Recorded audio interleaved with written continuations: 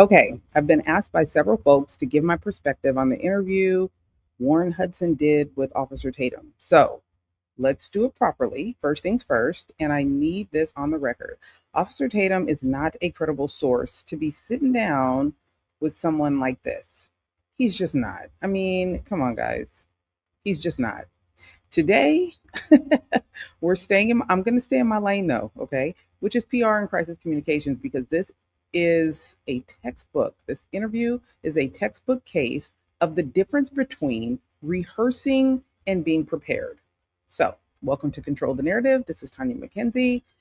Let's get into it. So, real quick for context 4th of July, Horn Island off the Mississippi Gulf Coast. 18-year-old Nolan Wells goes out with a group of friends, gets separated from them, and is found dead 2 days later. Authorities say drowning, nothing suspicious. His family and the attorney, Ben Crump, and most of us that are paying attention are disputing that narrative with an independent autopsy. The internet has been loud. The series has been louder. And there has been a series of things that have gone on. And Warren Hudson, the young man calling himself Nolan's best friend, became the face of speculation. So he broke his silence in a 5-part interview. Why this needed to happen, I'm not sure. And he broke a lot more than just his silence. I think he broke the narrative that they had created. So listen. Before Warren said one word, he had already contradicted his own household. His mother, a sitting judge, put out a statement saying the family would only speak to investigators or to Nolan's family directly. Then, his first public sit down is a national platform with a partisan, not bipartisan, commentator. Set aside the credibility issue off top. Okay, sit that aside. I already flagged that. Strategically, choosing a friendly interview feels safe. But is it a trap?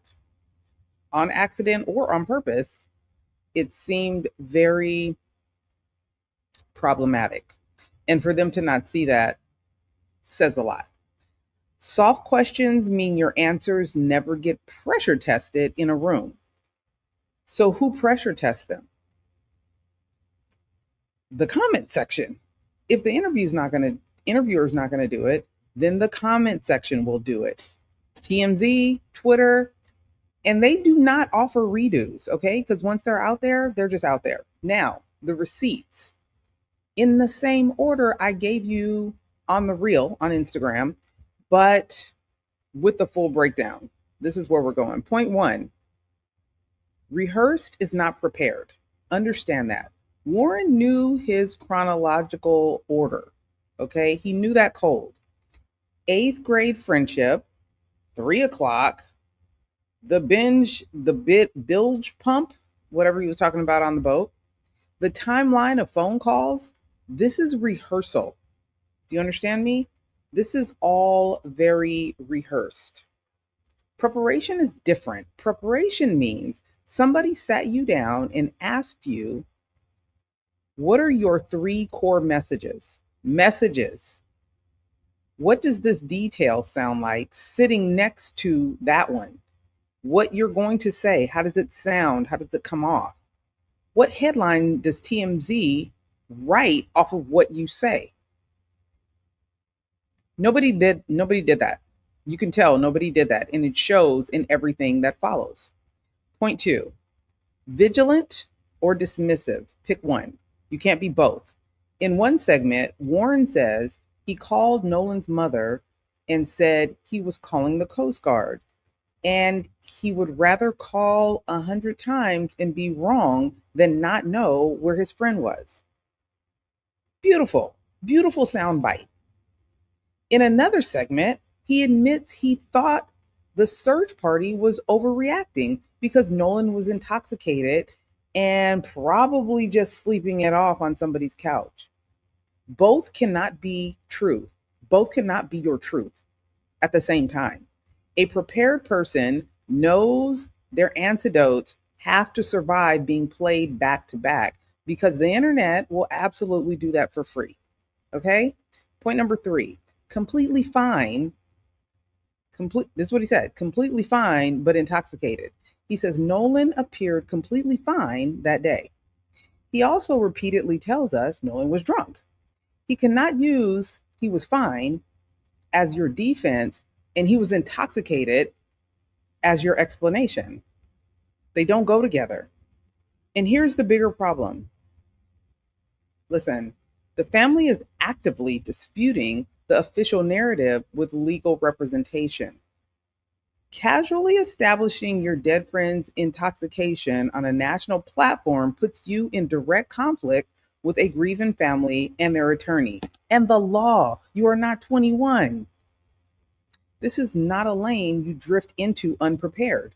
And it seems very unprepared. Okay. Point number 4. This is the one nobody is talking about enough: the panic.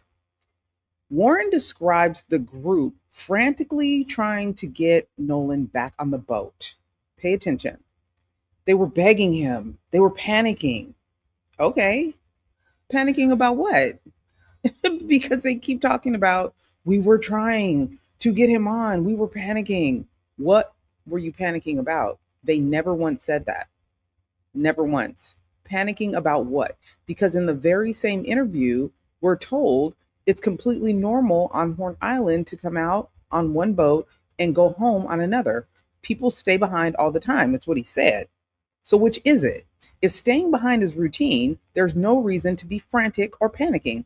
And if you're frantic, then something in that moment tells you that your friend was not okay. And you left him anyways with his phone. He gave us the emotional, but never the reason. And the gap is exactly where public speculation lives. A prepared communicator knows an unexplained emotion is a loose thread, and the internet pulls it loose. You know what I'm saying?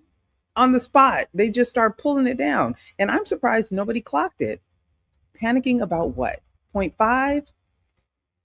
Whew. 5 parts, 0 answers. Across the entire interview, the one question the whole country is asking never got answered or addressed. How did Nolan get separated from the group?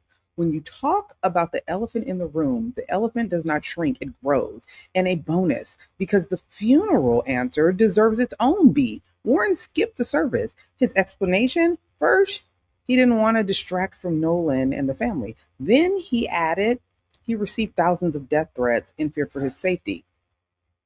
One reason is a message. 2 reasons is a rationalization. And the optics math is just brutal. He had time for a multi-part national interview, but not a private moment with the family. The audience does that math instantly, okay? They do it instantly. So what do we take from this? Because this is bigger than Warren Hudson. Memorization gives you answers. Preparation gives you judgment. If your interview produces a new damaging headline every single day for a week, you did not control the narrative. You catered it. You served it right up for the public to diagnose and find the worst case. When you are controlling the narrative, you understand the interpretation of everything that you've said. Whether Warren Hudson is guilty of anything, I don't know. And that is for investigators, not the internet. But he walked into a national spotlight with a script instead of a strategy. And the difference is now permanent and searchable. Okay? So here's my question for you. Same one for the real.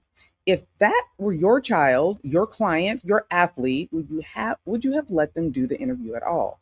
Or was silence the smarter play? Drop your answer in the comments.